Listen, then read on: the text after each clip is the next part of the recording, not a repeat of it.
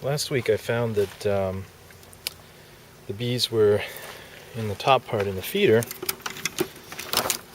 making comb where they shouldn't have been, so originally took the feeder off and then decided it was probably not a good idea to leave them without any kind of syrup. So I'll show you what I made instead.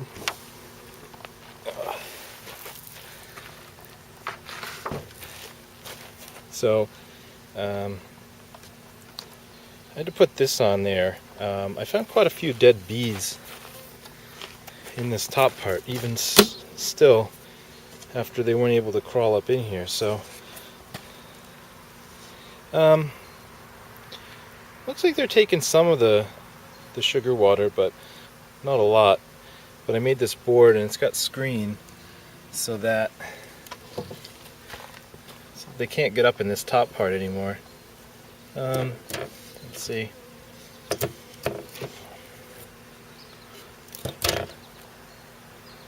Yeah, there's a couple, I guess, coming up here. Oh, there's a few down there feeding.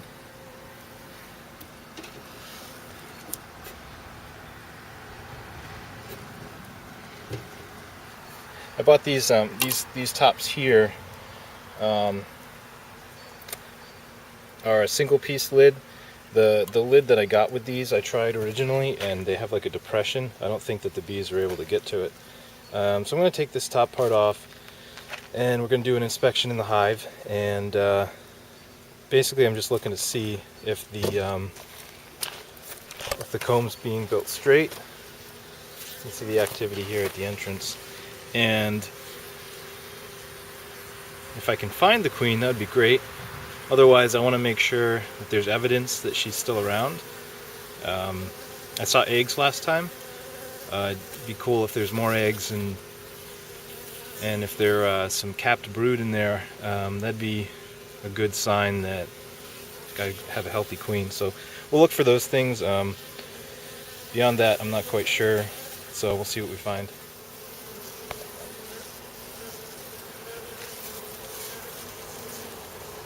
Okay. Oh. So, yeah, there's definitely new comb in there.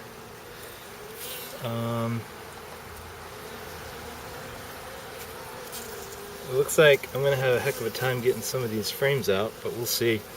But some of them do look like they're stuck together. So I'm going to take a closer look.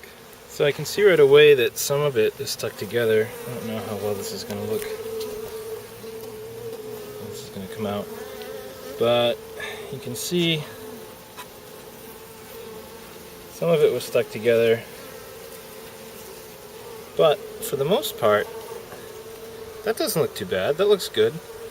This frame here looks like they've got it going in the right direction.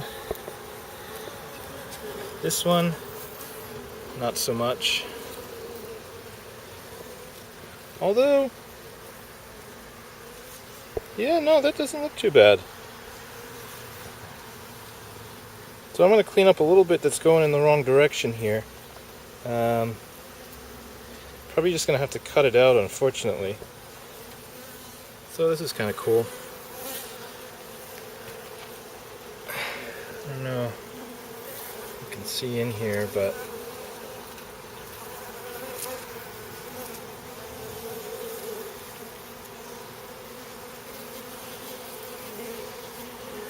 you can see the brood. Maybe the other side's easier.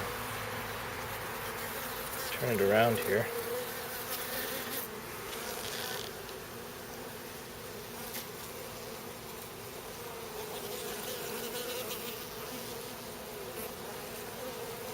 So there they are.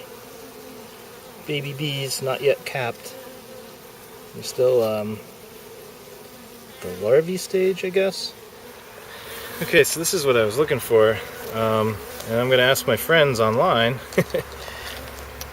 because I don't know, but I see a lot of cappings here, and it looks like maybe think maybe some of it's honey, but see, I'm still trying to see if these are brood. And what I don't want to see are the dome-shaped cappings, which would mean all I have are drones.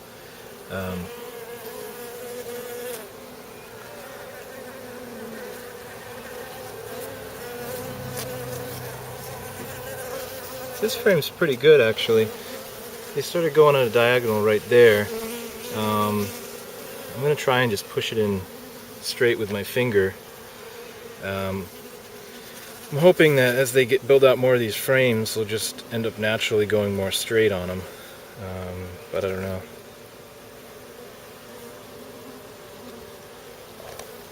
If you see the queen on this video, let me know. Here's the frame that I had wired in, all those little miscellaneous pieces. They fixed a lot of it for the most part. It's a little uneven, but some are kind of jutting out that I have to get rid of. I think I'm going to end up in the same situation. I'm going to have to wire in the pieces I cut off to another frame just so that I'm not setting them back too much. And I guess this is why so many beekeepers like to use foundation. A lot less stuff to clean up and fix. But that was the point. I wanted to see why and understand what they would do, and so it's a good learning experience. The irony of what I'm doing here is not lost on me. I said I was going to go foundationless, and essentially I'm building foundation. Well, they built the foundation, but anyway. Yeah, it would have been a lot easier just to start with sheets of wax. I guess there's debate as to whether the cell size is the right size for the bees, and people argue that you should allow the bees to create cells of the size they want to, which makes sense to me. They'll make what they need, so supposedly it helps with the varroa mites, because the bigger the cells, the more varroa mites you can fit in there. And so here's something cool. Here's some of the brood that came off in this piece of comb. Unfortunately, I wasn't going to do this again, but this big piece of comb here fell off as I was putting the last frame back in. I'd straightened it, and I guess it was a little bit too weak at the top, and it fell. So I thought, well, I'll do this again, and hopefully guide them a little bit more, and eventually maybe I won't have to be fixing stuff in there so often.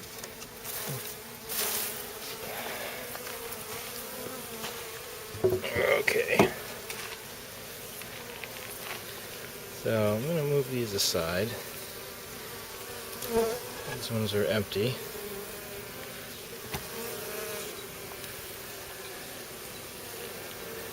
And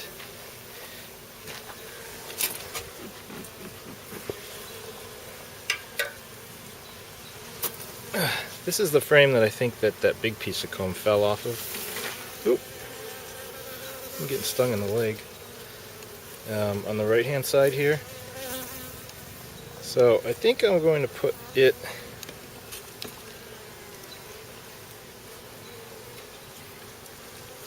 outside of it to promote the direction they should be going in. So I got it over here. Oh. And again, yeah, looking back, foundation would be a lot easier than doing all this. But, it's not like I'm not learning. In fact, the piece right there, it looks like it's going in the wrong direction. I'm just gonna, and please don't break. Hopefully guide them back the right way. Alright, so I'm gonna put this one back in.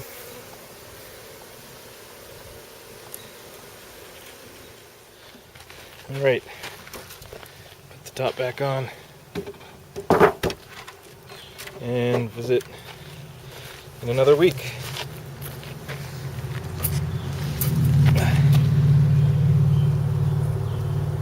Bye, girls.